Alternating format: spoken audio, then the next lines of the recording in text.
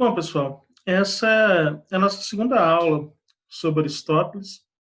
Na primeira aula, a gente falou bastante sobre o conceito dele de justiça.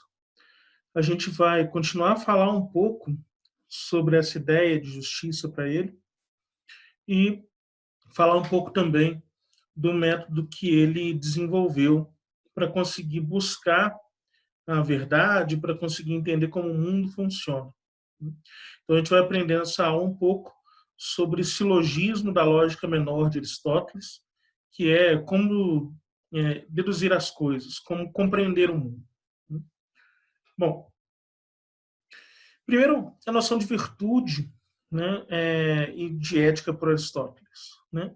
A ideia de virtude por Aristóteles é uma ideia de justa medida, de equilíbrio na ação. E a ética é a forma pela qual a razão se impõe frente aos apetites. Então, aquele desejo, que seria um desejo da doxa, um desejo do senso comum, a ética vai, de certo modo, controlar ou adestrar essa nossa primeira intuição, essa nossa primeira vontade de acreditar nas coisas, né? Ou de fazer alguma coisa porque ela parece boa. Né? A ética vai nos obrigar a pensar sobre aquilo que a gente faz. E a virtude, na visão de Aristóteles, sempre vai estar na justa medida, na melhor forma de equacionar as coisas, no equilíbrio das coisas. Então, não é tomar um determinado ponto de vista e seguir nele para sempre. Não é acreditar demais em alguma coisa e se esquecer das outras. Não é ir só para a direita ou só para a esquerda, mas preferir, de certo modo, o caminho do centro. Bom, para isso, a mitologia nos ensinou quando falava do labirinto do Minotauro. O labirinto construído para prender o Minotauro, para prender uma besta. Ele tinha um caminho correto para o seu centro e a sua saída. E esse caminho era seguir sempre o caminho do meio.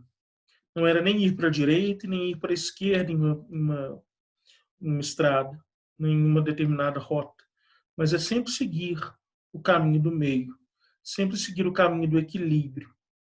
Então, de certo modo, essa noção de virtude aristotélica retoma parte da mitologia. Um dos prisioneiros desse labirinto, Ícaro, também vai ser um elemento importante para a gente compreender essa noção de virtude aristotélica. Ícaro era filho de Hefesto, um grande construtor. E Ícaro, preso no labirinto, constrói asas para poder voar para fora desse labirinto. Ele consegue fazer isso, mas a vontade de continuar voando é muito grande. O prazer do voo é muito grande. E ao se aproximar demais do Sol, as asas que Ícaro construiu à base de penas e cera derretem com o calor solar e ele cai lá de cima. No voo de Ícaro, significa, do ponto de vista da virtude, que é preciso buscar o equilíbrio. Nem voar alto demais e nem continuar preso no labirinto. Voar apenas o necessário. Voar de maneira equilibrada. Controlar os seus apetites. Controlar esse prazer inerente ao voo. Para conseguir simplesmente a satisfação mais comum que Ícaro poderia ter. Bom, então, se a gente fosse pegar um quadro como esse daqui para poder entender um pouco sobre esse equilíbrio e a virtude, a gente teria o seguinte. De um lado eu coloquei o objeto, do outro o que significaria a falta desse objeto, no meio a virtude, o que é uma atitude virtuosa em relação a esse objeto, e no final o excesso, o que esse objeto, se fosse promovido com excesso, traria. O objeto, por exemplo, o prazer. O prazer, a falta de prazer, traria a insensibilidade. Então o cara está lá, ele não consegue ficar com ninguém, não gosta de ninguém, não tem apetite de pegar ninguém. Então ele está lá na insensibilidade dele, não está ligando para as pessoas, não se importa com as pessoas. A virtude seria a temperança. Ele gosta da pessoa, mas não o suficiente para abrir mão de si mesmo, para gostar daquela pessoa. Não está acometido pela paixão. Né? A paixão, aquela doença que o sujeito coloca o indivíduo que ele está apaixonado na frente de qualquer outra coisa, como se aquilo fosse a coisa mais importante do cosmos. Então, a temperança é saber equilibrar as suas formas de prazer. E o excesso seria a libertinagem. É aquele cara galinha que sai pegando todo mundo, né? Aquela mulher galinha que sai pegando todo mundo. E aí não consegue parar com ninguém, não consegue demonstrar um afeto mais profundo com relação a ninguém, porque ele ou ela exerce prazer em excesso. Então, se o objeto for o prazer, a falta levaria à insensibilidade, a virtude seria a temperança e o excesso a libertinagem. Se o objeto for a honra, a falta de honra leva a vileza, vilanesa. Você agir como um vilão, você agir como uma pessoa cruel, como uma pessoa má, uma pessoa que não se importa com o que os outros vão pensar de você, de forma alguma. Então, não me interessa, o que interessa é que eu consiga os meus objetivos. Então, esse sujeito é um vilão. A falta de honra leva à vilania. O excesso de honra leva à vulgaridade. A vulgaridade significa você se achar forte demais, você se achar honrado demais para fazer qualquer coisa. Então, vilanesa, vulgaridade. E no centro, o respeito. O respeito seria, então, você nem ser um vilão e nem ser um cara vulgar demais, né? Nem ser um cara focado demais. A generosidade, se o objeto for a generosidade, a falta de generosidade levaria à avareza,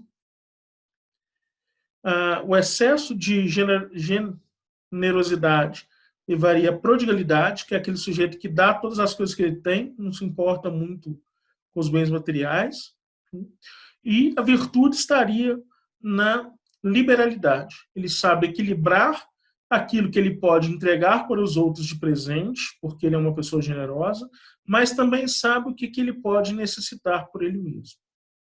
Então, generosidade, a falta significaria a avareza, o excesso, a prodigalidade, e a virtude, a liberalidade. Então, esse equilíbrio é a noção de virtude no Aristóteles. Aristóteles fala, então, de formas de governo, tipos de governo. E para ele existem dois tipos de governo. Os governos que favorecem a todos, que são os governos corretos, e os governos que favorecem a poucos ou a um único indivíduo, que é os governos corruptos, que são os governos corruptos. Um governo correto seria, por exemplo, a monarquia. E você me diz, poxa, Pedro, mas a monarquia é só o rei que é favorecido. Ele é o líder do Estado. O rei é favorecido na monarquia. Mas o bom rei governa para todos. O bom rei faz leis que ajudam a todos. E por isso ele é um monarca e não um déspota ou um tirano. Então, o governo monárquico correto significaria que o rei governa para todos, o rei governa pensando na polis em primeiro lugar. Já um governo corrupto do estilo monárquico levaria a uma tirania e o despotismo. Quando o tirano coloca as suas próprias vontades na frente daquilo que poderia ser o governo para todos, ele está sendo um governo corrupto. Se a gente for pegar a análise sobre a tirania, um sujeito que escreve bastante tempo depois do Aristóteles, um tal de John Locke, esse cara, que é um dos pais do liberalismo político, ele vai defender até mesmo que um rei tirano poderia ser retirado do trono através do tiranicídio, que significaria literalmente você matar o tirano. Porque esse tirano não governa para todos, não governa para o grupo inteiro. Então, a monarquia, um governo correto. A tirania, o despotismo, um governo corrupto. A aristocracia, que se a gente for traduzir, significaria algo como o governo dos melhores. É como se eu elegesse ou escolhesse com base em critérios objetivos, como, por exemplo, o desempenho dentro da política, ou a nota de uma determinada prova, as pessoas que fossem mais bem gabaritadas para ocupar o cargo de liderança. Imagina que uma turma, por exemplo, fosse fazer uma prova, uma turma de colégio fosse fazer uma prova. Se nós optássemos por um regime monárquico, uma forma monárquica de eleição das pessoas que fariam essa prova, nós poderíamos dizer, olha, vamos escolher as 3 pessoas que têm as melhores notas da turma para fazer a prova junto com os outros, ou para os outros. Assim nós teríamos um governo aristocrático. Portanto, um governo aristocrático escolhe os melhores para governar, mas esses melhores também governam pensando no todo e não nos próprios interesses.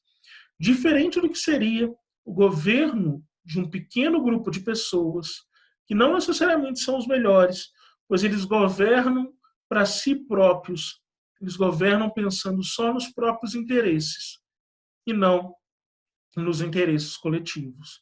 Essa seria uma oligarquia.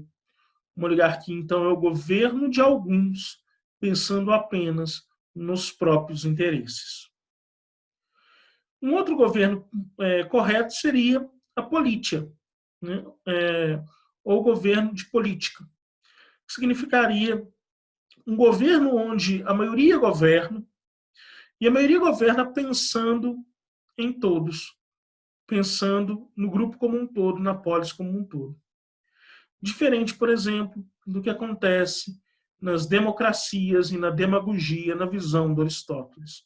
Porque o problema para o Aristóteles da existência de uma democracia é que essa democracia escorrega com muita facilidade para a demagogia. Na demagogia se governa para aquelas pessoas para os quais, pelas quais você foi eleito. Então percebam, num governo correto, o governante democraticamente eleito não deveria governar apenas para aqueles que o elegeram, mas deveriam governar para todas as pessoas, independente se recebeu ou não o voto daquelas pessoas. Se a necessidade de manter o voto em si, numa reeleição, por exemplo, se coloca à frente da representatividade do todo, esse governo deixou de ser democrático e passou a ser um governo demagógico. Então, não é porque eu fui eleito pela população pobre que eu governo só para os pobres. Eu governo também para os ricos. Não é porque eu fui eleito pela população mais rica que eu governo apenas para eles, eu governo também para os pobres. Não é porque a maioria dos meus eleitores são brancos e heterossexuais que eu governo só para eles. Não é porque a maioria do meu eleitorado é homem ou mulher que eu governo só para eles. Eu devo governar para todos, se for um representante eleito dentro de um governo correto. Então, só para trazer para vocês algumas noções desses tipos de governo no pensamento aristotélico. O Aristóteles também vai trabalhar com tipos de justiça. Ele vai falar sobre uma justiça universal. A justiça universal vai dizer sobre as leis que afetam a todos. Leis que todos precisam cumprir. Portanto, todos estão submetidos. Essa é uma justiça universal. A justiça particular afeta apenas uma pequena parte, ou mesmo um único indivíduo, um pequeno grupo de indivíduos. Um exemplo clássico de justiça particular seria o contrato, por exemplo. Um contrato entre 2 indivíduos, um contrato de locação, é uma justiça particular. Você me paga um determinado valor e eu alugo esse determinado apartamento, essa casa, esse sítio para você.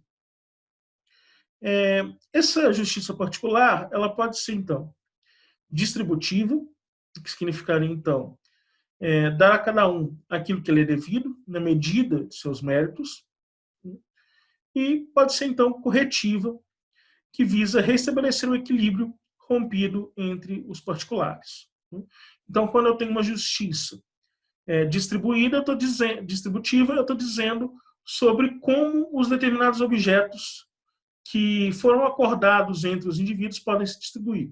Eu posso dizer, você me dá uma quantidade de dinheiro e eu alugo a minha casa para você.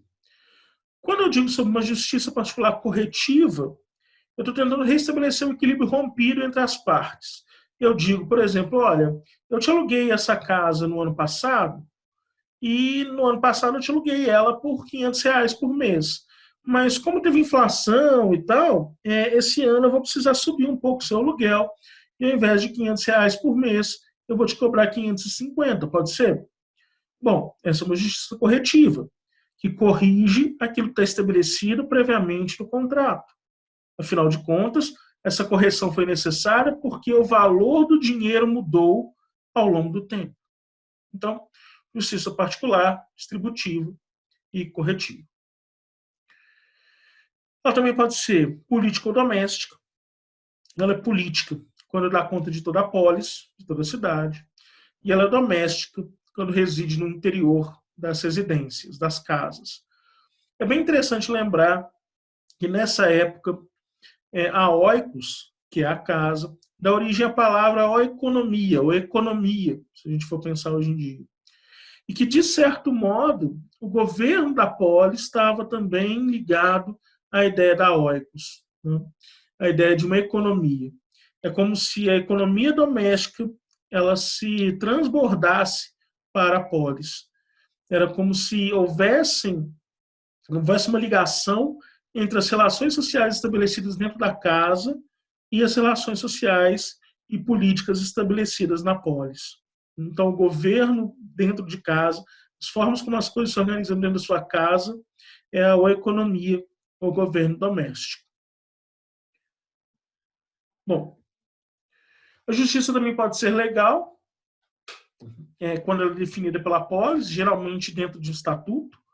Eu posso dizer, por exemplo, uma Constituição ou o Código de Processo Criminal, o Código de Processo Penal, leis trabalhistas, tudo isso está dentro da justiça legal. E ela pode ser natural, quando ela é estabelecida pelo cosmos. Então, o cosmos diz, todos vamos morrer, o que é vivo morre. Na época do Aristóteles isso era verdade, hoje em dia você tem alguns seres que, como uma água-viva, uma coisa assim, que quando ela fica muito velha, ela regride, ela não morre de maneiras naturais, não sei se ela for morta propriamente dita. Mas você envelhece, mais cedo ou mais tarde morre. Então, essas leis naturais são definidas pelo cosmos. E nós não temos como contrariá-las ou negá-las, ou apagá-las. A gente precisa aceitá-las de alguma forma. A justiça legal ela pode ser alterada pela vontade da polis, por exemplo. Já a justiça natural não pode ser alterada, não ser pela vontade do cosmos, se algum de vocês acredita que o cosmos tem essa vontade própria. Bom, ela pode pensar a equidade, uma justiça de equidade, que é a correção da lei quando esta é omissa em virtude de uma generalidade. Eu poderia dizer, por exemplo, uma lei de equidade quando eu vou falar sobre acessibilidade. Então, quando eu coloco, por exemplo, filas preferenciais para idosos, cadeirantes, gestantes, esse tipo de pessoa. E lembrando, preferencial nessas filas é preferencial. Se o caixa do banco está vazio, mesmo não sendo um cadeirante, mesmo não sendo uma gestante, você pode usar aquele caixa vazio. Então, corrige uma desigualdade em virtude da generalização. Aquela pessoa precisa mais urgentemente utilizar aquele caixa eletrônico e, por conta disso, ele tem preferência em relação a você, que não precisa com tanta urgência utilizar aquele ambiente. Da mesma forma, reserva de vagas para cadeirantes e pessoas mais idosas. Essas você não pode usar, independente de ela estar vazia. Pode chegar alguém ali que vai precisar daquela vaga. Então, essa também tenta resolucionar um problema que seria a generalização dessa lei. Outro modelo seria a lei, ou o agravante de feminicídio, diferente à lei do homicídio. Né? Então, feminicídio significa um agravante sobre a lei de homicídio, que incorre porque a violência praticada contra a mulher foi feita em razão do fato dela ser mulher. E aí você poderia me dizer, tá, mas morrem mais homens do que mulheres. É verdade. Só que as vítimas mulheres de, de violência doméstica, por exemplo, né, isso representa cerca de 40% dos assassinatos de mulheres no Brasil. Então, por conta disso, é preciso criar um agravante sobre esse determinado grupo que sofre essa determinada violência mais específica dentro de casa, por exemplo, em função da condição desse grupo. E aí, a partir do momento que se estabelece essa lei, você equilibra as coisas. Então, justiça de equidade significa equilibrar as possibilidades de acesso ou as penas, as leis, os delitos, esse tipo de coisa. A justiça também se divide entre aritmética e geométrica. A justiça aritmética é quando a divisão, você pega a quantidade de termos, né, a quantidade de objetos, e divide pelo número de participantes. E a justiça geométrica vai respeitar algum critério de proporcionalidade entre essa distribuição. Imagina, por exemplo, eu chego numa sala de aula com uma caixa de bombons. Nessa caixa tem 25 bombons e eu tenho 24 alunos e eu que sou professor. Aí, usando da justiça aritmética, eu divido um bombom para cada aluno e um para mim. Correto. Agora, imagina que eu chego com a mesma caixa de bombom para dividir para a turma. Só que aí, um aluno meu vira e fala, professor, é que eu sou um cara muito pobre, não sei se você sabe. Infelizmente, eu não tenho o que comer em casa. E eu estou morrendo de fome. Eu saí de casa sem café da manhã, sem nada disso. Será que o senhor pode me dar um bombom a mais? Ora, se eu fosse dividir aritmeticamente, dar um bombom a mais para ele implica que outro aluno não comeria. Portanto, a divisão seria injusta. Entretanto, do ponto de vista moral e do ponto de vista ético, é claro que uma pessoa que está passando fome merece mais um bombom que eu estiver distribuindo na sala de aula do que uma pessoa que não esteja passando fome. Portanto, eu poderia estabelecer uma divisão geométrica. A divisão geométrica, nesse caso, seria quem está com mais fome. Quem está com mais fome ganha mais bombons e aqueles que não têm fome não ganham bombons. Eu acho que vocês conseguem perceber o quão difícil é que uma decisão de divisão aritmética seja justa. E o quão importante é, e o quão complexo é, estabelecer qual é o critério para uma divisão geométrica. Então, estamos diante de um grande problema. Imagine, por exemplo, que o critério de divisão dos mesmos bombons que eu levei para a sala de aula não seja quem tem mais fome.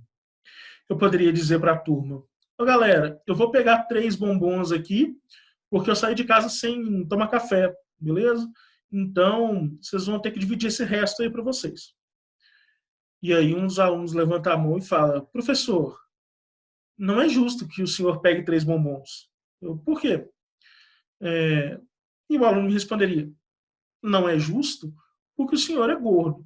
Como assim não é justo porque eu sou gordo? Ora, é sabido que a obesidade é um grande problema de saúde e que bombons engordam. Portanto, se o senhor pegar mais bombons, isso levaria a um problema de saúde para o senhor. Portanto, a melhor regra para dividir os bombons seria as pessoas mais magras para as pessoas mais gordas. As mais magras ganham mais e os mais gordos ganham menos, porque assim eles emagrecem e não têm tantos problemas de saúde. Ora, eu poderia dizer, não, o melhor critério seria as pessoas mais obesas para as pessoas mais magras. Porque, afinal de contas, as pessoas mais obesas gastam mais energias do que as magras, justamente pelo tamanho corporal.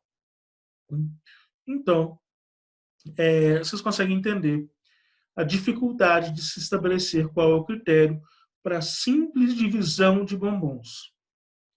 Imagina quando eu viro para vocês e digo: e se o que estivéssemos dividindo não desse para todos?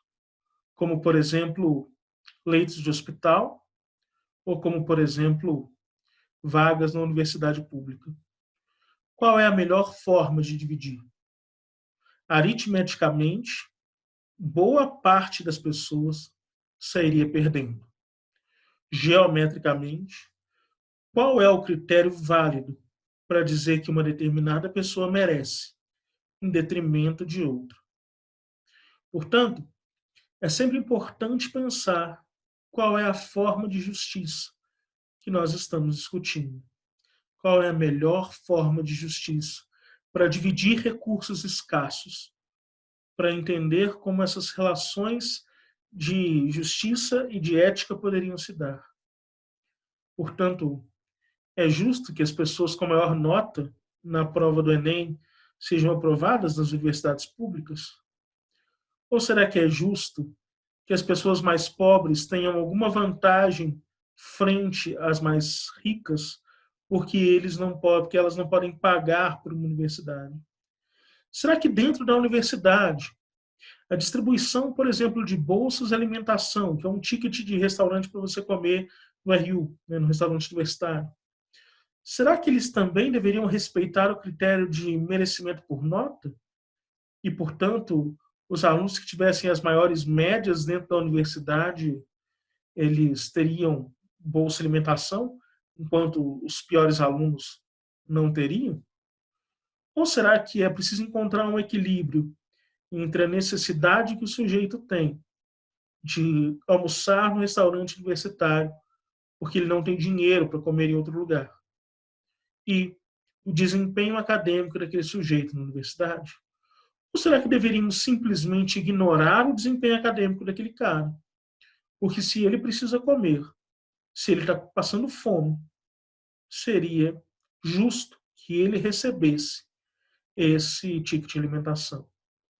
Bom, são questões a serem discutidas e que, claro, o Aristóteles não nos propõe diretamente a pensar, mas através das obras dele, através do pensamento aristotélico, é bastante justo retomar essas questões, como a reserva de vagas de universidades, como a distribuição de leitos de um hospital, principalmente agora, no momento de pandemia, e, ou então a distribuição de vacinas, né? Distribuição de vacinas, como, por exemplo, a vacina para a gripe, vacina-se primeiro os profissionais de saúde, depois os de segurança, depois os de educação, né? Vacina-se os mais velhos antes dos mais novos. Mas na hora de escolher um leito de hospital, prefere-se escolher os mais novos que os mais velhos. Afinal de contas, o valor da vida é idêntico e os mais novos tendem a viver mais do que os mais velhos. Ou será que o valor de nossas vidas não é tão idêntico assim? E talvez proporíamos novas formas de dividir os leitos. Ora, um senhor de 70 anos, que dedicou a vida inteira à medicina, por exemplo, teria prevalência sobre um sujeito que é ex-assaltante de banco e acabou de cumprir pena ou fugiu da cadeia? Qual é o valor que vamos adotar para essa distribuição geométrica dos nossos recursos? Hoje em dia, isso está cada vez mais relevante nas nossas discussões. E Aristóteles está, então, cada dia mais presente nas nossas vidas. Bom, o Aristóteles vai pensar um pouco sobre a lógica, né? A forma de a gente conseguir compreender o mundo. Ele vai fazer uma distinção entre dois tipos de argumento. O primeiro é indutivo e o segundo é dedutivo. O argumento indutivo, ele vai partir de uma experiência individual para alcançar uma conclusão geral. E o argumento dedutivo, parte de uma conclusão geral para avaliar uma experiência particular. O que seria o conhecimento indutivo? Pego o mesmo ônibus às 9 da manhã, todos os dias, para chegar no horário na sala de aula. Pego o ônibus hoje, amanhã, depois de amanhã. Mas chega um dia que esse ônibus não passa no horário. O conhecimento do horário que o ônibus passa é indutivo. Eu imagino que ele passará às 9 da manhã, porque nas últimas 4, 5, 6 ou 10 vezes que eu passei por essa experiência, ele sempre passou pontualmente às 9. Mas pode ser que um dia ele se atrase, pode ser que um dia ele se adiante. E, portanto, o conhecimento indutivo é sempre falho e é difícil estabelecer verdades a partir de conhecimentos indutivos. Não devemos descartá-lo de forma alguma. Porém, é importante ter em mente os seus limites. Já o conhecimento dedutivo parte de conclusões gerais para uma experiência individual. A conclusão geral, colocar a mão no fogo queima. A conclusão, a experiência particular, eu coloco a mão no fogo e eu me queimo. Então, do conhecimento dedutivo, nós partimos de princípios gerais para avaliar experiências individuais. Eu me queimei porque o fogo queima. E não é porque eu me queimei 4 vezes que o fogo vai voltar a queimar. O fogo queima por definição. E, portanto, por dedução, eu posso dizer, eu me queimarei se colocar a mão no fogo. Bom, isso leva a gente ao silogismo da lógica menor de Aristóteles, que é uma forma de imaginar aquele conhecimento dedutivo. Ele vai ser composto da premissa maior, né, que é geral, a premissa menor, que é particular, e a conclusão, que é particular. A premissa maior: todo homem é mortal. Todo significa que não há exceção. Não sendo mortal, o sujeito, homem, não pode ser. Eu poderia dizer, Zeus é imortal. Ora, se ele é imortal, ele não pode ser homem. Ele tem que ser um deus. Ele tem que ser um mito. Ele tem que ser alguma coisa desse tipo. Mas, sendo homem, ele precisa ser mortal. Porque todo homem é mortal. Homem. Homem define o objeto sobre o qual a generalização se aplica. Eu poderia dizer, toda abelha é mortal. Todo cachorro é mortal. Toda planta é mortal. Mas eu defini o que deste todo eu estou chamando de mortal. Então, todo homem é mortal. Imortal significa a característica que eu atribuí ao todo deste objeto que eu estabeleci. O objeto, então, é o homem, a característica é a mortalidade, e o todo representa a generalidade do argumento. Todo homem é mortal. E o é? O é talvez a pergunta mais difícil da filosofia. O que é o ser? Ser significa, de certo modo, que aquele objeto, no caso o homem, não poderia não ser e nem poderia deixar de ser. Ora, todo homem é mortal. Nenhum homem poderia deixar de ser mortal. E nenhum homem poderia não ser mortal. Então, premissa maior, geral, todo homem é mortal. A primeira eu faço mais detalhado, nas próximas a gente vai mais rápido. Sócrates é homem, premissa menor. Sócrates significa uma parte do objeto sobre o qual se aplica a premissa. Então, do conjunto de homens, eu destaquei Sócrates, que é homem. Então, Sócrates é uma parte do todo sobre o qual se aplica a mortalidade. E a conclusão, Sócrates é, portanto, mortal.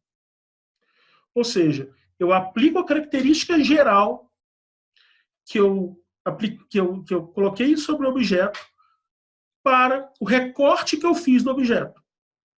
Ou seja, eu apliquei a característica geral dos homens ao pedaço destes homens que eu separei, que no caso é Sócrates. Portanto, todo homem é mortal, Sócrates é homem, portanto, Sócrates é mortal. Então, aplica-se a característica à parte caracterizada pelo todo. Todo homem é mortal, Sócrates é homem, portanto, Sócrates é mortal. Todo caderno é de papel, este é um caderno, este caderno aqui, esse daqui é um caderno, este, portanto, é feito de papel. Mas é importante tomar cuidado, porque dessa maneira parece muito simples. Né? Eu poderia dizer todo sorvete é gelado. Esse daqui é um sorvete, portanto, ele é gelado. Seria uma premissa simples. Agora, é importante tomar cuidado para não trocar as bolas e inverter as coisas, que geralmente dá confusão retórica ou formas de argumentação completamente equivocadas e chegando até a ser engraçadas.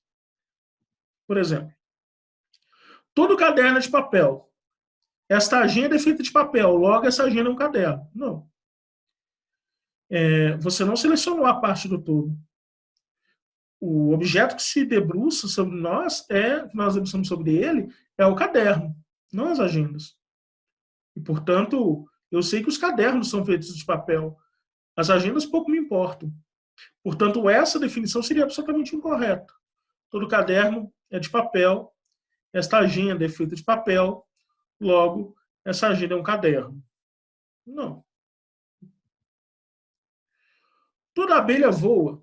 Canários voam, portanto, canários são abelhas. Também é absolutamente equivocado. Eu sei que a característica das abelhas é elas voarem, mas eu não disse que só as abelhas voam. Eu disse que todas as abelhas voam. Se houver uma abelha que não voa, ela não é abelha, é outra coisa qualquer. E claro, que eu mais gosto, né? Existem biscoitos feitos de água e sal. O mar é feito de água e sal, logo o mar é um biscoito. É claro que não, né? Porque eu não tenho essa generalização, nem todos os biscoitos são feitos de água e sal, e nem tudo aquilo que é feito de água e sal é um biscoito. Então, bastante cuidado para não confundir essas formas, essas premissas, essa maneira de fazer o silogismo aristotélico. E a gente chega então nas falácias. As falácias são formas argumentativas que parecem verdadeiras, mas que na prática não são. Vamos ver. É um argumento que parece válido, mas que não é. As mais comuns, eu vou passar bem rapidamente. A falácia ad hominem, que é atacar o argumentador e não o argumento. Eu dizer, por exemplo, eu viro para vocês e falo, o céu é azul. E vocês dizem para mim, cara, você é um merda, você não sabe de nada, você é um idiota. Outro dia você estava acreditando que a Terra era plana. Bom, pode ser que outro dia eu acreditasse que a Terra era plana, pode ser que eu seja um merda, pode ser que eu seja um criminoso, porém isso não invalida o argumento de que o céu é azul.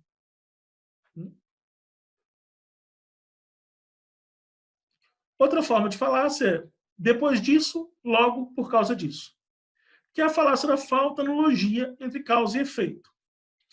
Eu vou deixar na descrição do vídeo um site que mostra muito bem isso.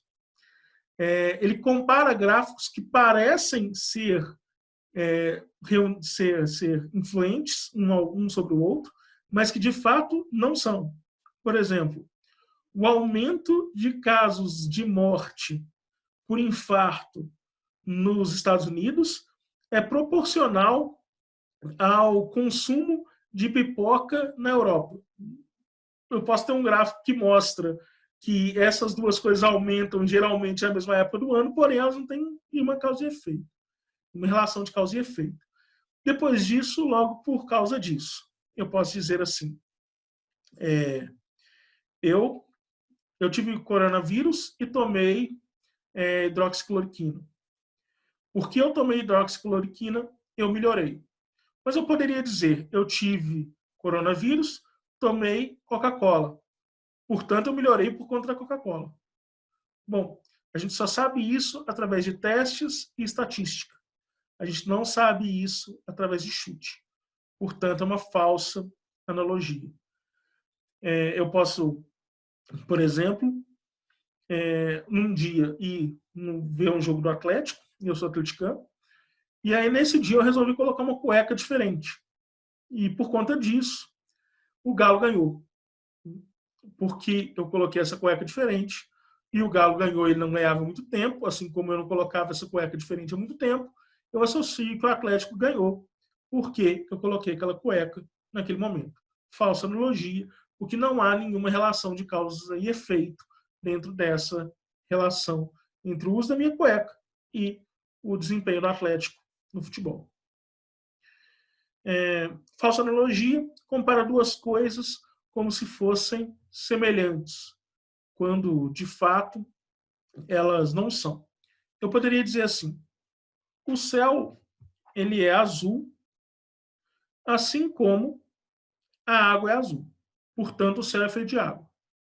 Não, não é uma analogia correta, porque afinal de contas, o céu e a água são coisas diferentes. Comparar duas coisas que parecem semelhantes, mas que não são de fato. Eu posso fazer uma analogia assim. O governo é como uma empresa. Governar um país é como governar uma empresa. Portanto, as leis que se aplicam a uma empresa se aplicam ao governo. Não, o governo não pode demitir pessoas, por exemplo. Não pode demitir a população, né? Pessoas ele pode demitir um cargo público. Mas seria uma falsa analogia. Governar o país é como governar a casa. Então eu posso dizer assim: olha, o presidente é um péssimo governante porque a esposa dele o traiu. Não. Não quer dizer que porque esse sujeito sofreu uma traição e não soube avaliar muito bem a índole da esposa, que ele vai ser um péssimo governante por conta disso, de forma alguma. Falsa analogia. Apelo à autoridade.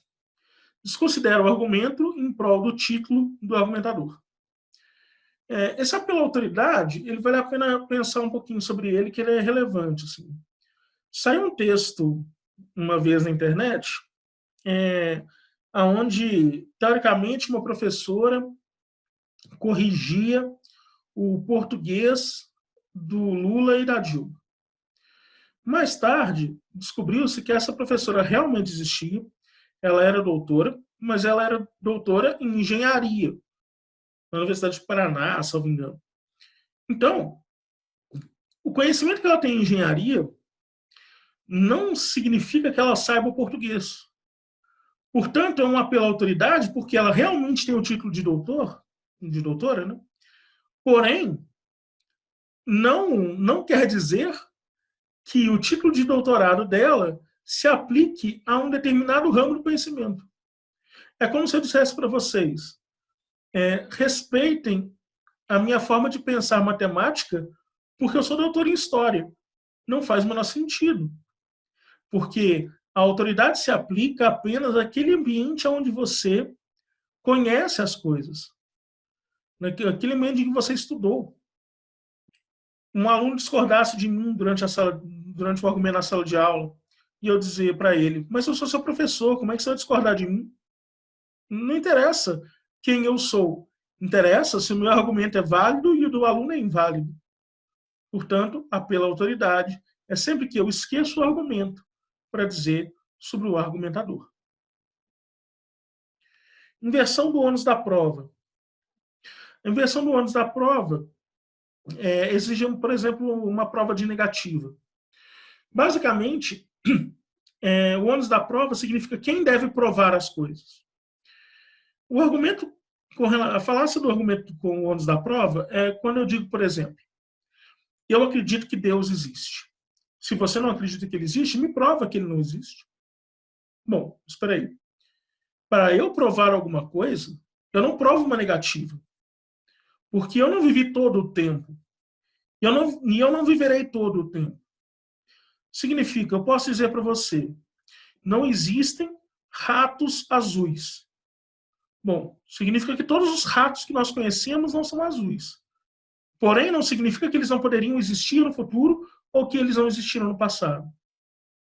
Portanto, para dizer, para provar uma negativa, é quase impossível.